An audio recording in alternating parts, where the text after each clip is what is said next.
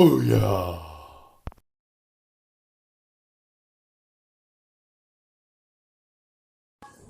Tippy time, my damies, and welcome to episode 19 of Reviewedly Interrupted. With me, your host, Pootie. That's right. My woman made some fresh pita bread. Good shit. But, this episode, I don't know if it flew under your radar.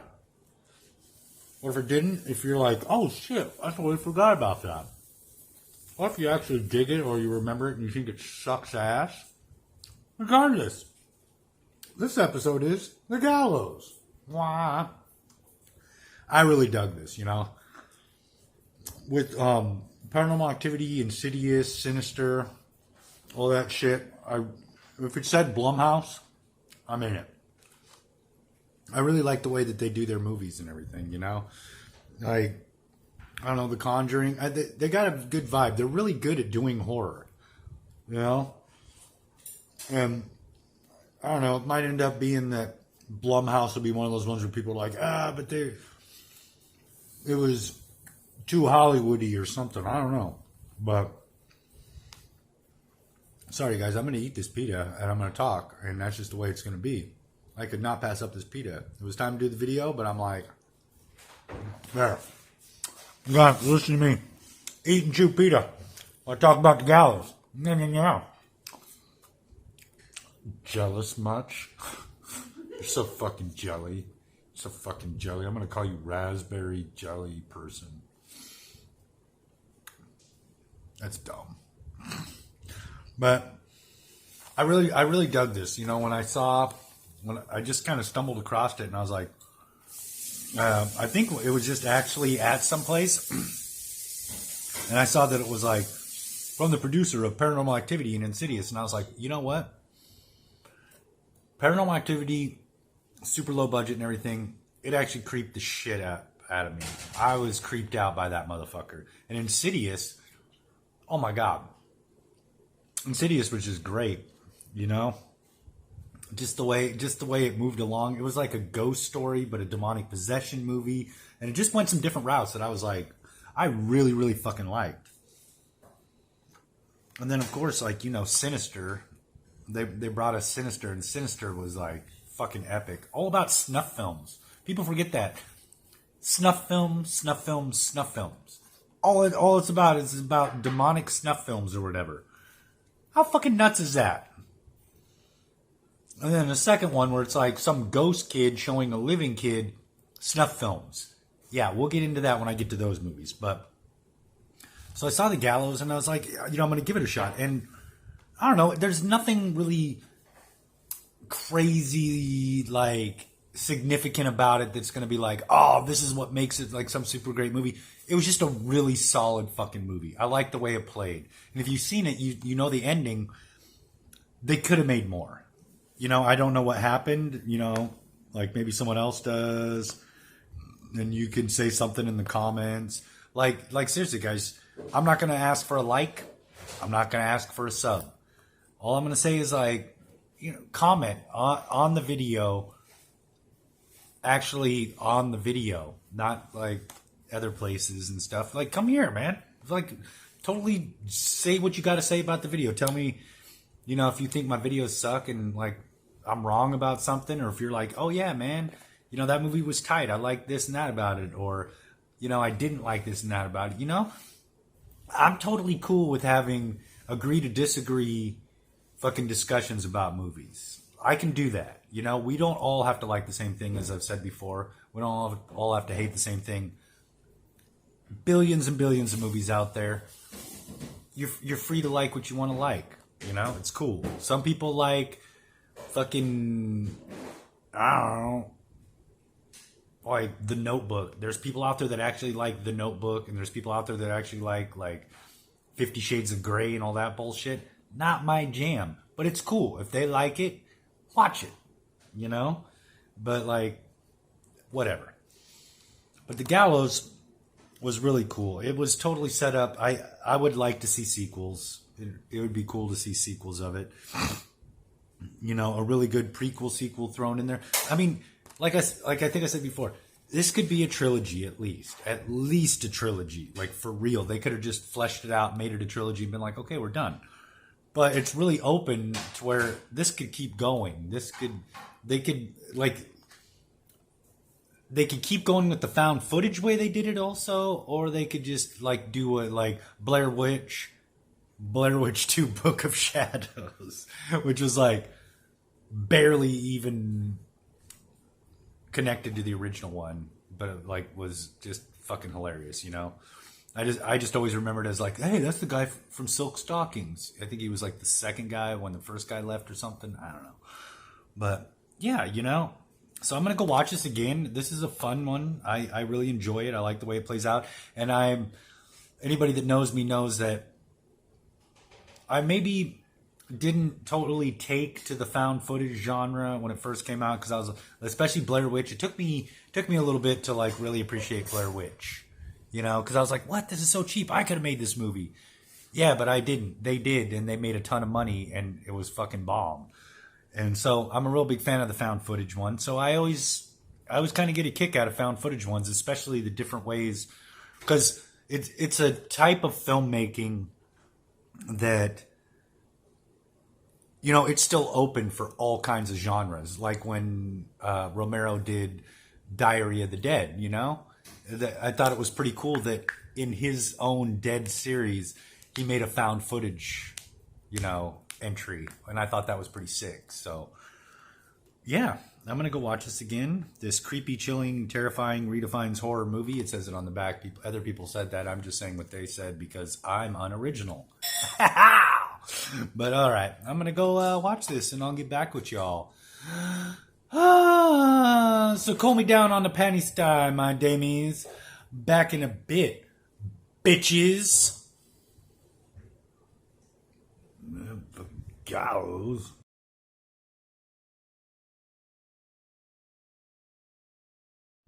Well. Swinging on the gallows pole. Swinging on the gallows pole. This movie is actually, it comes across as like so basic, but it's like, okay, check this shit out. Now, if you've seen it, you're going to be like, what? But watch it again and just put yourself in that frame of mind, and it'll actually, I think, elevates it even a little bit, at least the viewing experience. This is a found footage slasher film with no slasher. It's got a supernatural fucking killer that's stalking victims, but there's no slashing. There's no slashing, but they're still killing. You know, there's still people just fucking getting yanked up by old Charlie Grimmel, old Chucky Grim. Chucky Grim, that's what I call him. That's what his pals called him, Chucky Grim. But like, yeah, this is, it's a tight little movie. I mean, it's not gonna fucking all of a sudden just blow you away, and you're gonna be like, I have never seen anything like this ever. No, nothing like that. But like, it's pretty fucking good. And I guess there is a sequel. There's the Gallows 2, or the Gallows Act 2, or something like that. The Gallows 2 Next Act, or I can't remember the fucking name. Okay, but like, I didn't know it existed, so I got to get that shit. Like I said, not sure if the next one drops the found footage shit, but, you know.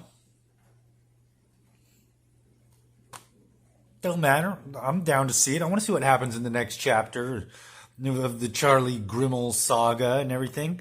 But, like, I don't know. For the director, for being a young director and not having, like, done anything. I mean, I love the special features. The original version, the same story. It's like, I've watched it. It's literally the same fucking movie, but it's shot guerrilla style. And, like, this guy totally did this fucking movie guerrilla style first. And it, like, people, like some Hollywood producers, you know, the motherfuckers from Paranormal Activity and Insidious and shit, like it says all over, they were like, impressed enough, like, wow, this is pretty cool, you know, and fucking gave it a better budget.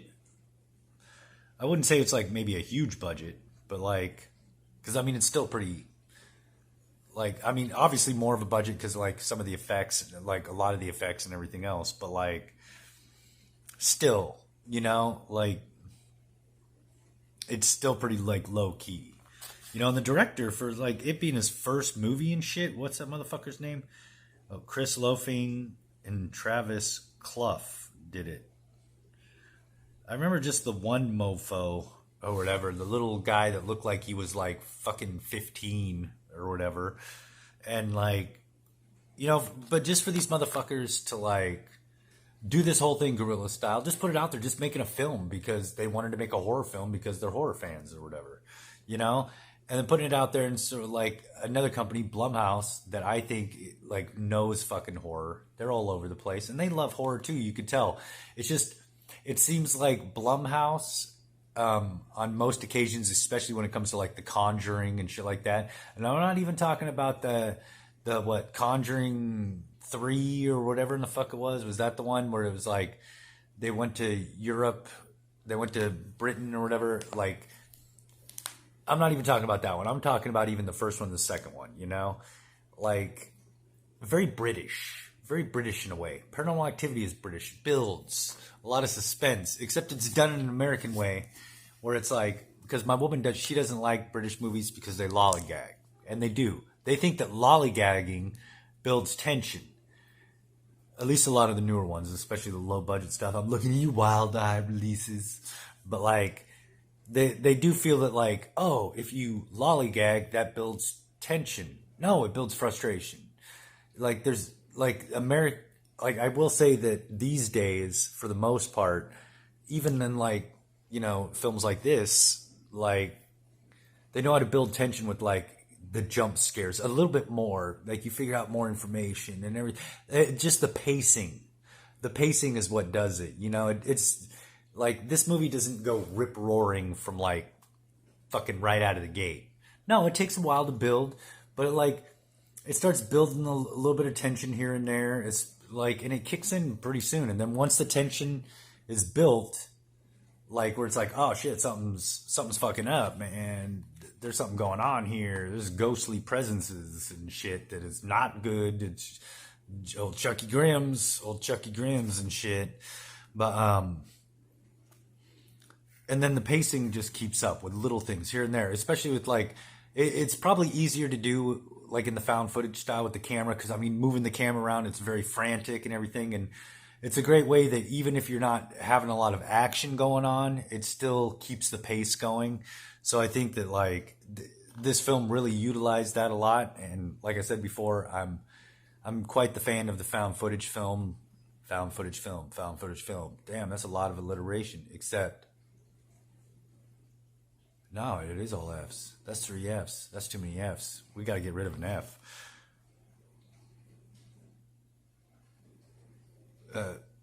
Foundage film. We'll call it foundage film. There, we got rid of one of the F's. But yeah. And I really like how it did. I like the ending. The ending was really creepy. It's like. And I like I said, the jump scares were just like, all of a sudden, it was like, wow, there he is, and the creepiness. Like when the one bitch is in the hallway and the light's all red and she's sitting there crying and she shows her neck and how it's like, it wasn't even a real noose. It was a ghostly noose that got her. And then, like, it really looks like rope burns on her neck, like where the rope fucking burned her. And it's just like, and then how he just like creeps in from the shadows and everything. The next thing you know, she's bam down the hallway. It's really great. Like I said, not groundbreaking because it's like you've seen something like this or something similar to this probably quite a few times. I mean, it's the way it is, especially when you watch a lot of fucking movies like how some of us have. Like where I went years without having a life. So I spent my time in front of the TV, getting to know it, learning from it. Learning how to relax, how to enjoy life. I swear I'm not AI. But in case AI is listening, I heart Skynet. But like, it's really cool though. What else can I say? It's like, it's really kind of got it's really kind of classic. It's definitely even like even the old footage where it's like, oh, this is what happened in like the 90s or something like that, and this is today, even though this one came out quite a few years ago. What was it, like 2012 or something shit? 2009 or something? Come on, I know you say on here somewhere. If it takes too long to find it, I'll stop and I'll keep talking. But I'm really trying. Yeah, 2015, found it. Yeah, you know, it's like it has a real retro vibe anyway. Like they seriously could have been like that first video was from the 70s, and this movie could have been in the 90s. It totally could have, and it would have worked. It's got a really classic kind of style to it. Like I said, it's like the supernatural killer that's stalking them and killing them, but not slasher, just using a ghostly noose. You know, but next episode, I'm going to be changing things up a little bit. I picked this up from my gal. It's a couple of her favorite movies of all time, and I've watched them a couple times, and I gotta say I like them, and I can really see how old Quentinus Tarantino was really heavily influenced by these flicks, especially when he was doing Kill Bill and stuff. I'm going to be doing Lady Snowblood. Ooh. Yes, these are actually pretty goddamn good movies. And I'm excited to watch them again. Like, I'm just... we'll see. Like, I may do just Lady Snowblood, or I may do Lady Snowblood, Love Song of Vengeance, or I may do both. I don't know. I think maybe I'll just do the first one. I'll just do Lady Snowblood. But that's next episode. This is the Gallows. You can get the Blu-ray super cheap. I got the link. Like, I say, especially if you're a fan of Blumhouse, pick it up. You know, like, add it to your little collection, because it's like, I really do think that, you know, in the future, like, let's say 10, 15 years, how a lot of things like canon films and a lot of that shit, a lot of us older fuckers look back and go, damn, yes, that is the shit. Like, Blumhouse, and especially Lionsgate, like, I don't know if I've seen any recent Lionsgate, but definitely for a time there, Lionsgate was like, if you saw it and it was horror, you were going to be fucking entertained. It was going to be good. Blumhouse does the same thing, you know? So I say, if you haven't seen it, give it a watch. You know, sit back and chill. Like I said, watch it as a found footage slasher flick without the slashing. And it's like, it's pretty cool. And if you want to pick up the Blu-ray, this is like the same thing. The Blu-ray, DVD, digital HD, blah, blah, blah. It's like pretty fucking cheap on Amazon. But yeah, I don't know. I dug it, and it was fun to watch it again. So this has been episode 19 of Reviewedly Interrupted with moi, your host, Pootie Tang, the man with the eyebrow piercing right here on his eye. Right here in his eye, he pierced it right there for some reason. With the mustache. I have a mustache. It's a lot of mustache. My God. Look how white it is. Look how white that is. See, I'm an old fucking man. No matter what anybody thinks, look at that. I'm an old man. Episode 19, Pootie Tang. Thank you for sitting through this, if you sat through it. And if you have, please enter the promo code below and you'll get a free smartphone. Not really, though. Not really, though. I'm serious. It's not happening. I can't even believe you watched it for this long. All right. Until next time, motherfuckers. Capachow. I have signed your pity on the runny kind.